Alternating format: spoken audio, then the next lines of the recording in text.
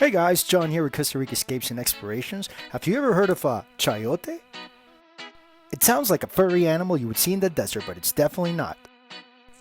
Chayote is a type of summer squash, and today we'll show you how to make picadillo, which basically means cooked and chopped vegetables, a very common side dish in Costa Rica.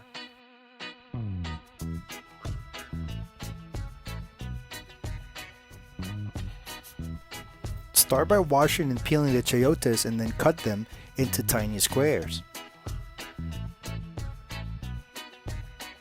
Then continue with the rest of the ingredients and make sure they're chopped as well. Add cooking oil to a frying pan at medium heat and stir fry the vegetables for about 5 minutes. Add the chopped chayote to the vegetables and continue to stir fry for another 5 minutes, making sure all ingredients are mixed well.